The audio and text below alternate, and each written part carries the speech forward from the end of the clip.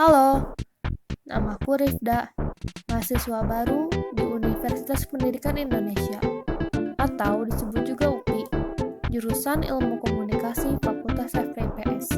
Di sini, aku mau berbagi cerita berdasarkan pengalamanku sebelum aku diterima di universitas ini. Karena ada pepatah mengatakan, jika tak kenal maka tak sayang, karenanya sebelum itu aku mau memperkenalkan diriku lebih lanjut dulu. Nama lengkapku Rifda Fathiyah. Aku lahir dan tinggal di Bandung. Sampai saat ini, aku putri sulung dari 4 bersaudara. Aku terkadang iri melihat mereka yang memiliki saudara yang lebih tua, karena menjadi anak pertama terkadang rasanya berat.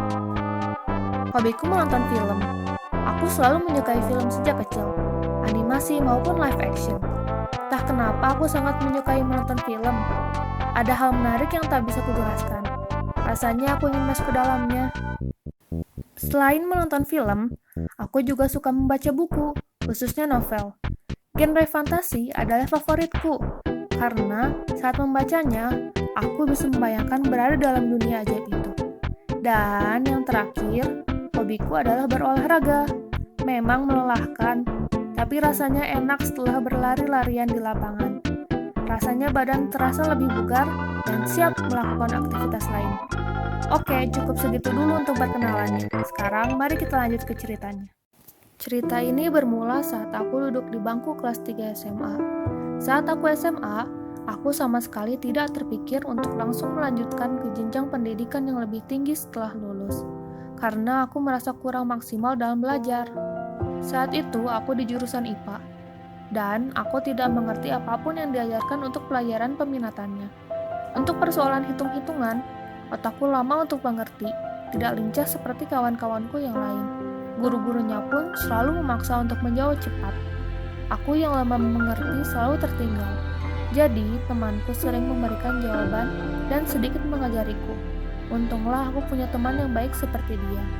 Juga, karena aku mengikuti eskul dan organisasi, aku sering dispen. Semakin saja aku tidak mengerti apa yang diajarkan di kelas.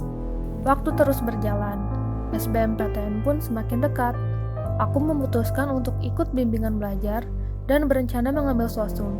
Karena 3 tahun belajar, aku masih belum mengerti teori relativitas dan kalkulus.